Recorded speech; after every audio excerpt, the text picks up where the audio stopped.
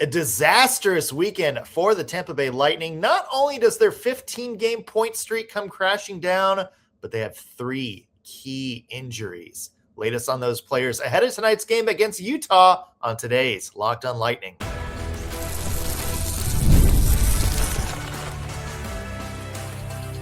You're Locked on Lightning, your daily podcast on the Tampa Bay Lightning. Part of the Locked on Podcast Network, your team every day.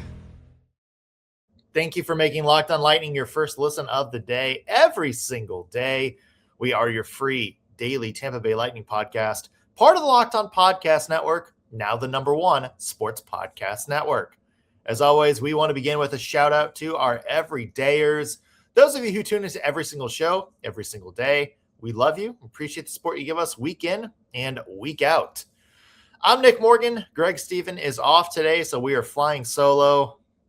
And I wish I had happier stuff to talk about right off the bat, but not a good weekend for the Tampa Bay Lightning. As we mentioned off the top, the point streak is over. A bad loss to the Columbus Blue Jackets. And to make matters worse, 3 key injuries in that one. D'Astous, Cernak, Gage Goncalves. More on their status for tonight's game against the Utah Mammoth, the red-hot Utah Mammoth, and how the Bolts might replace those players. Plus, we're going to ask the question, did the Bolts do exactly what they said they couldn't do on Friday's show? And that was fall into the trap against some maybe lesser opponents. We'll talk about that. Plus, got to have something fun to talk about. So our Monday power rankings, I'm excited for this one. It's Stadium Series week for the Bolts, so we are going to be talking about the top NHL outdoor games ever played. Let's get into the mood for this Saturday's Stadium Series. Should be a fun weekend for Tampa Bay Lightning fans. It was not a fun weekend this past weekend, though. Let's hope the Stadium Series works out a little bit better. Look, let's start off with just the elephant in the room. And hey, if you're going to blow a 15-game point streak, you might as well blow it in epic fashion. An 8-5 loss to, of all teams, the Columbus Blue Jackets. And look, it was a game even with 2 empty net goals at the end for Columbus, it still seemed just as lopsided as the score indicated. Tampa Bay just never seemed to be in this game from the jump, even though I will say they did do a good job to battle back and make it a game a couple of different times. We're actually going to have more from this game and the Blackhawks game a little bit later in the show, but we need to talk about the big story that came from that game. The injury bug is back. Lightning lost not 1, not 2, not 4, but 3 people due to injury in this game. Erik Cernak left after a controversial hit from Matthew Olivier. More on that one in just 1 second. Gage Goncalves also left to an injury. And the big one, Charle-Edouard D'Astous. Now, that was already on top of Jack Finley and Max Crozier missing the game due to an illness. And D'Astous is the big one because, as we found out yesterday, D'Astous is going on injured reserve. So we know his injury is bad enough that he's going to be out the next 2 games minimum, possibly out a little longer. And that one hurts. And Erik Cernak, another big question mark for tonight, because it doesn't sound like we're going to get any for sure word on his status until morning skate later today. Now, for those of you playing at home, you may notice, hey, that's both of the Bolts' entire second defensive pair. And look, this is normally the point of the conversation on the show where we jump in and say, okay, what does Jon Cooper do here? That's an excellent question, folks. Look, let's just say it what it is. This has the potential to be a pretty chaotic situation for the Lightning tonight. Max Crozier, who missed that game due to illness, his status is still not to be lost, is still sort of up in the air for tonight. Ryan McDonough is reportedly day-to-day at this point, but still not 100%. Victor Hedman supposedly needs more time. So you're looking at a situation in which you may have Simon Lundmark, who just made his NHL debut on Saturday, playing second pair minutes. At best, you might be asking Declan Carlisle and Crozier to do the same if Crozier indeed plays, and that's a little bit better. It's a big ask. And yes, I know that the Bolts' top pair, Darren Radish and JJ Moser, has been absolutely on fire. But I don't want to undersell the role that the second pair, whoever's out there, how big of a role that pair plays in terms of being the shutdown line for their team. Typically, they handle a lot of the gritty defensive minutes. They're the ones out there against the other teams, maybe more physical players. They do a lot of sort of the stay-at-home defense work. They block shots, they give hits, they take hits, and in general play kind of a more physical game. Both D'Astous and Cernak play that role so well. And I do think if you're missing one or both of them, you have the potential to miss a little bit of a different dimension to that blue line. Now, look, Max Crozier, if he's healthy, I do think he can play that style pretty well. Declan Carlisle has played some good minutes over the years, and we know he's not afraid to get physical, but I don't ever really remember a time in which he was, forced to be in the top four. And look, Simon Lundmark, I reiterate, just made his NHL debut Saturday. So that, too, is a pretty big ask. The Lightning did recall Max Groshef, who has some potential, but, are you going to throw him to the Wolves this early against a Utah team that we're going to talk about a little bit has been absolutely red hot with good defense and some good scoring, in their hot stretch. Honestly, in tonight's game, if I'm Jon Cooper, I might just say screw it and give Radish and Moser upwards of 26, 27, 28 minutes in this one, and just kind of have the rest of your defense be a hodgepodge crew to fill in the gaps with some key minutes as needed. That's kind of your best bet is, look, you have a surefire top line still healthy. You might as well use them in whatever situation you can, and maybe hope, some health over the next week or so improves, and then you're able to kind of go back into more manageable minutes. We'll have to see what happens. Again, Cernak is up in the air. He could play in this, could look a little bit better on paper. The only person we know for sure is out is D'Astous. But it could be, a little bit of a hodgepodge game.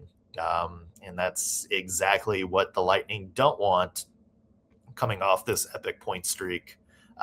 We talked about it a little bit last week. Whenever a streak like this ends, the team who winds up having that streak snapped, they can have the potential to go into a little bit of a rut.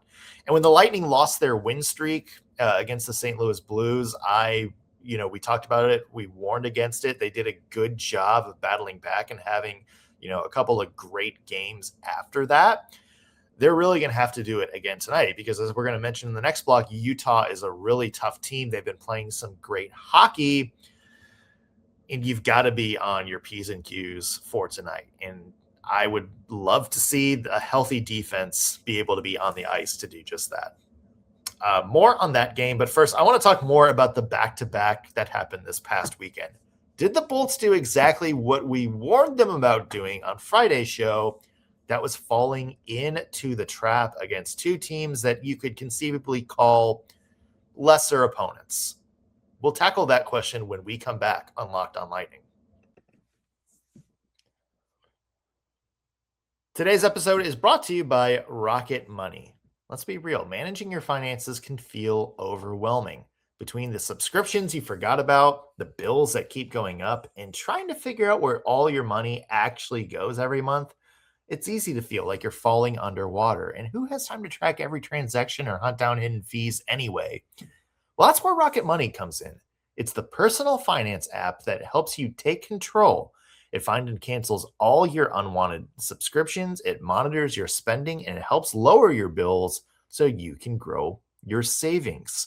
I love how Rocket Money tracks all of my subscriptions. And the best part, it lets me cancel them right through the app with just a few taps. So no more hunting down customer service numbers or having to remember a million different passwords to get into my account. I also love the automatic transaction categorization. It's a game changer. All I have to do is link my accounts, my credit cards, bank statements, all that jazz, and Rocket Money puts all of that into nice little neat categories so I can see exactly what I'm paying for groceries, restaurants, nights out, all that fun stuff. You can set budgets and goals, get personalized insights, and receive real-time alerts for large transactions, upcoming bills, and low balances so you're never surprised or dip into the red. It even consolidates your checking, savings, loans, and investments into a single dashboard so you can get a clear view of your entire financial picture. So let Rocket Money help you reach your financial goals faster. Join at rocketmoney.com/lockedon. Again, rocketmoney.com/lockedon. We'll say the link for you one more time, rocketmoney.com/lockedon to get started. We are back on Locked on Lightning. Nick Morgan here. Greg Stephen has the day off. Let's go back to Friday's show. I talked about a big key for the Tampa Bay Lightning heading into this past weekend, avoiding the trap, not playing down to your opponents, being able to stay sharp at the end of what wound up being a very long road stretch. And guess what the Lightning did? They lost 8-5 to the Columbus Blue Jackets. Now, off the bat, I want to give credit to Columbus. They came out and fought. They played good hockey. They were on the forefront the entire game. Strong forechecking, really went after the puck, really forced Tampa Bay into a lot of key mistakes. They played aggressive, but this also was just not a good showing for the Bolts. And yes, I know they had 3 defenders go down with injuries. I know they lost Gage Goncalves during this game, but look, even before that, the Bolts were up against their back. It feels like their backs were against the wall from the start. Could not for the life of them keep possession of this game. 20 giveaways by Tampa Bay Lightning against the Blue Jackets. Also gave up 27 shots in the first 2 periods. For reference, during that 15-game point streak, they averaged giving about 25 shots per game. And Columbus topped that in just 2 periods. It was not good, and it looked like Tampa Bay just did not have any answers for the Blue Jackets early. Also, Jonas Johansson, for all the kudos we've given him this year, did not have a good game. A lot of, I would say, goals. Maybe another goalie should have stopped. Maybe Johansson should have stopped. Although I will say JoJo didn't have a lot of help in front of him. I will give the Bolts some kudos for battling back multiple times in this game. They made it 4-4 after going down 4-2 in the first period.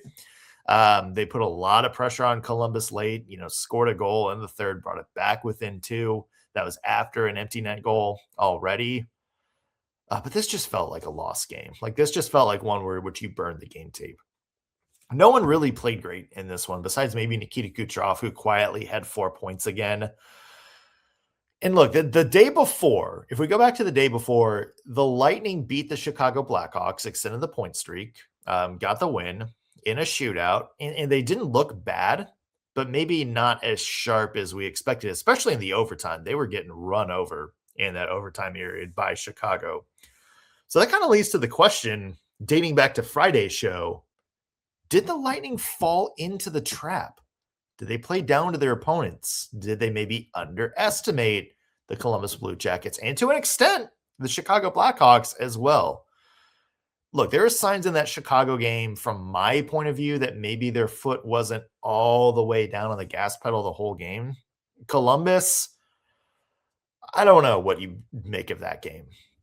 Look, maybe you blame people being out of the lineup ahead of time due to illness. Maybe you blame the 3 major injuries that happened. Or maybe you just say, look, it's the second half of a back-to-back in what's been a stretch of 7 road games in 2 weeks.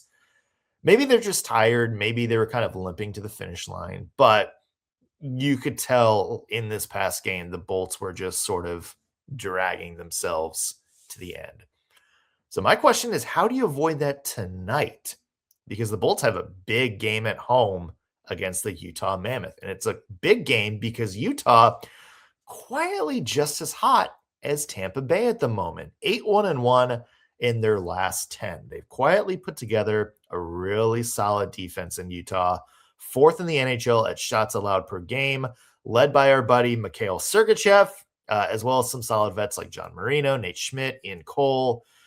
This is going to be another hard game for the Bolts. And as we mentioned, they may have to take on this Utah squad without several key players. So what is the key for the Bolts tonight? Comes down to one word for me: firepower. You look at who the Lightning do have healthy: Nikita Kucherov, Jake Gensel, Brandon Hagel, Anthony Cirelli, Darren Radish. As we mentioned, Kucherov scored got 4 points in what was ultimately a really bad game for the Lightning on Saturday. And buddy, we might need that from you again tonight. The people that the Lightning do have healthy, I'm looking at them to carry the load tonight for the Lightning. We need big games from Kuch, from Gensel, from Hagel, from Cirelli, from Darren Radish. I think whenever you have lineup chaos, you have to look at your main guys to shoulder the load and be that consistent, calming presence. And look, they may have to outscore the Mammoth by themselves, but they're capable of actually doing that. You look at Nikita Kucherov, if he really is capable of, 3-4 points a game, that's 4 goals for the Tampa Bay Lightning against a tough Utah defense. And yeah, this is one where whoever is in the lineup is going to need to be, full go. But I do think you have a series of game-changing forwards up front for the Tampa Bay Lightning, and you need them to be game changers tonight. The other piece of that, Andrei Vasilevskiy, who I thought had a pretty strong overtime against Chicago the other night, is going to be absolutely huge in this one as well. The Bolts may need his, reputation as the eraser to come into this one, if they do wind up being as shorthanded as it sounds like they might. Andrei Vasilevskiy is that guy who can take the Lightning out of any situation and turn what is a tough game into a win. It might need to do that tonight because Utah is a good team. Again, as we mentioned, they're 8-1-1 in their last 10. I do think the Bolts are going to get some juice from being back at home. As we mentioned, it is Stadium Series week. I think there's a little bit of an extra buzz around the fan base. It's also the start of Gasparilla. So there is going to be, maybe some extra frenzy, maybe some people who, I guess, live out of town, or Tampa natives that are really coming in, or just people from out of town coming in that are going to want to watch some fun games. I do think you're going to get a little boost of energy from being back home this week, especially with the Stadium Series right around the corner. On tomorrow's show, full recap of the Utah game tonight. It should be a good one. A lot to talk about that. And hopefully we see the Lightning able to overcome some of the problems that plagued them in Saturday's game against the Columbus Blue Jackets.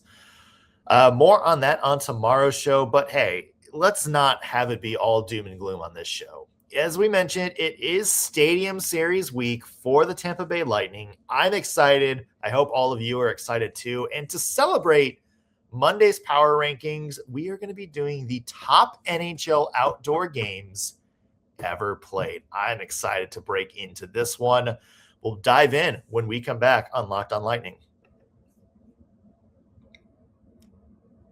Today's episode is brought to you by Indeed. If you've ever used the dating apps and you matched with somebody who looked great on paper, all their prompts were cool, all their green flag boxes were checked, and then you go on their date and realized, this is not a right fit at all, you know how frustrating that can be.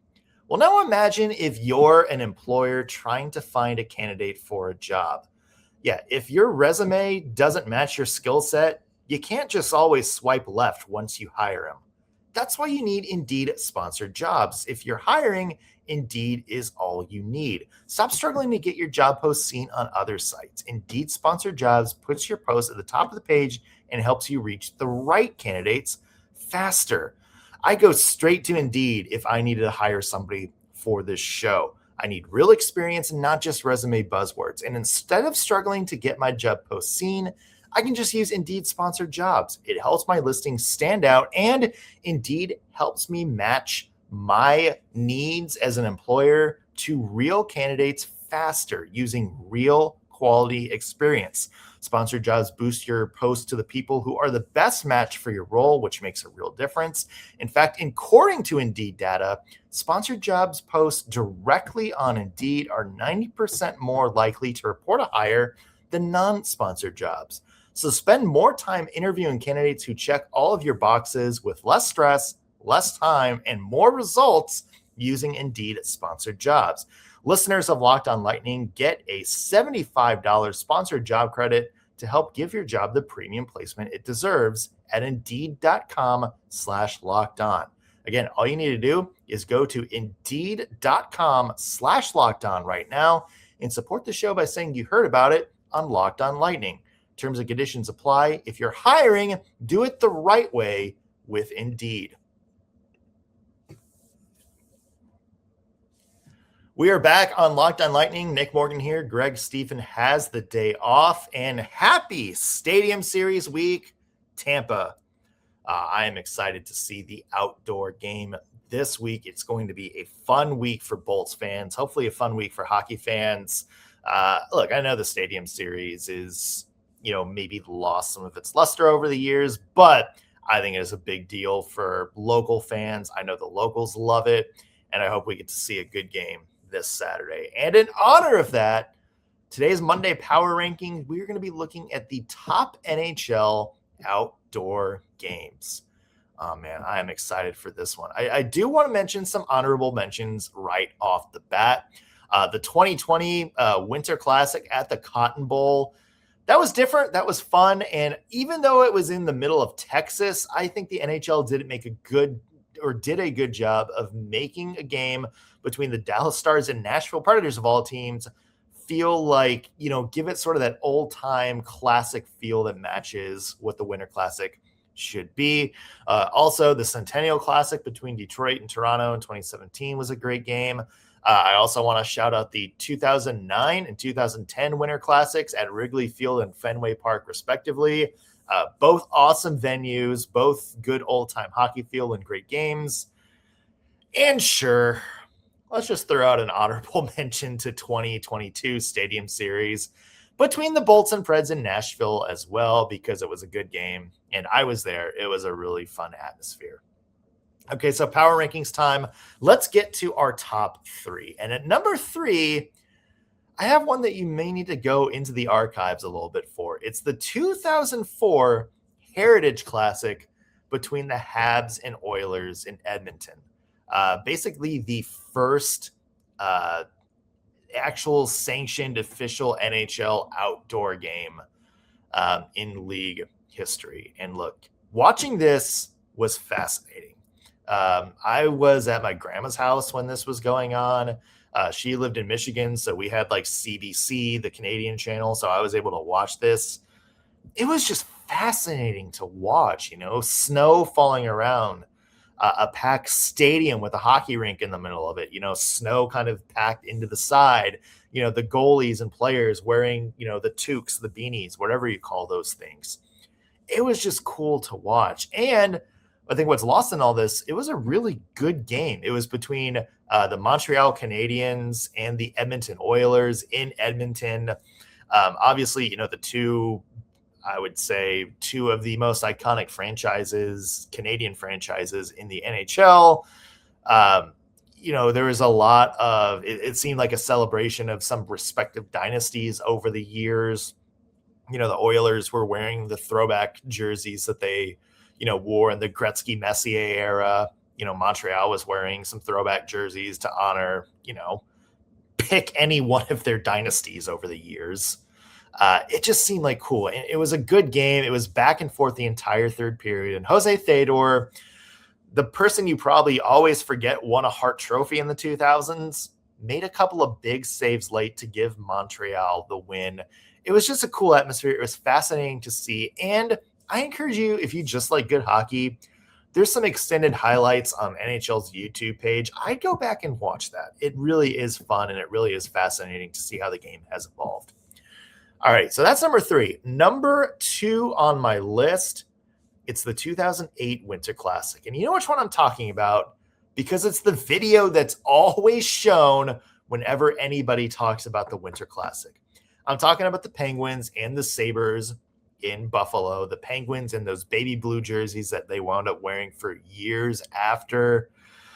This is basically known as the Sidney Crosby breakout game. Now, he had a great season before, but I think this is really when he sort of became the household name, like the face of the NHL.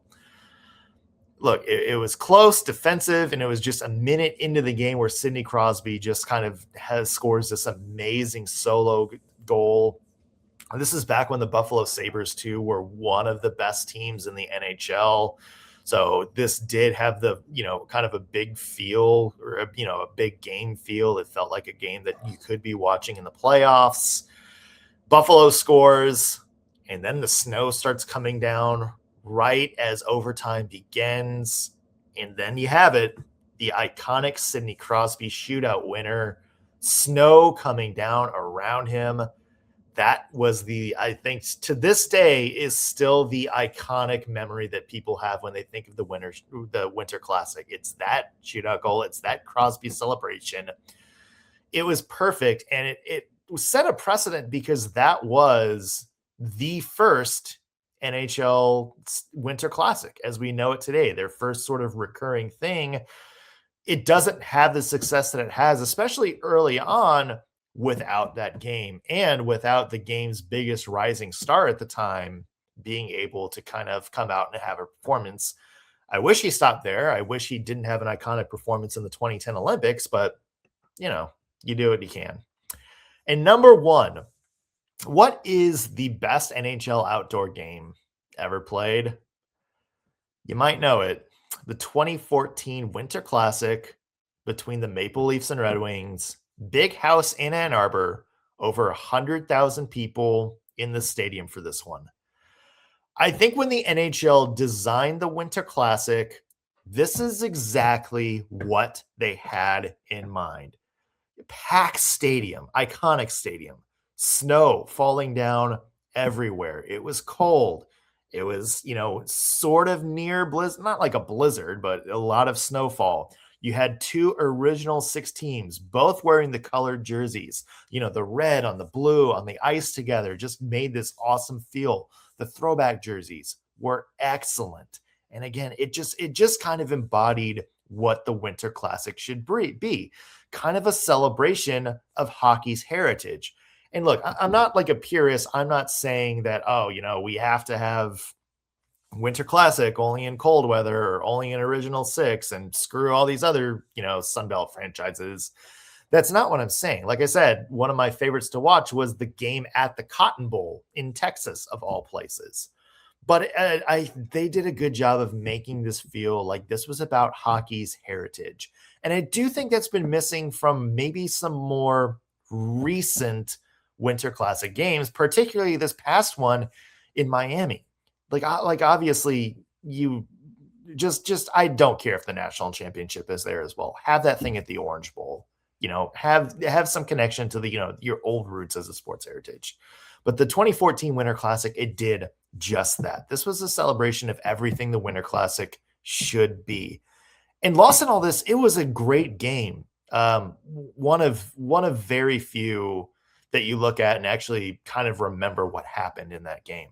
One of the only few, along with that Crosby one, to actually go to a shootout. The Maple Leafs won it right at the end, thanks to a couple of big shootout goals. This is just a great game, a great atmosphere. This had everything you want the Winter Classic to be. And it just felt like maybe that was the peak, that the NHL hasn't exactly been able to fully replicate that experience yet. I hope they do, because I love the Winter Classic and I love watching NHL outdoor games. I hope they can find that magic. And look, I'm looking forward to this game on Saturday. I can't wait to see what the Lightning do with it. I know it's going to be fun. I know it's going to have a little bit of a Gasparilla flavor, so there is going to be that local touch. I'm excited for it. Bolts fans, I know you're excited for it with me. Let's hope we get a good game. Let's hope the Lightning are able to win that one. For those of you listening, thank you for joining us. Be sure to subscribe, whether you're watching us on YouTube or listening in on your favorite podcasting platform. Hitting subscribe not only keeps you guys in the loop for when we have new content, but it also helps us out with our numbers a little bit. We definitely would appreciate that. Also, you can be sure to keep tabs on us on social media. We're Locked on Lightning, Instagram, TikTok, pretty much wherever you scroll. That will do it for today's Locked on Lightning. Thanks for making us your first listen of the day. Back with a new episode tomorrow. We'll see you then.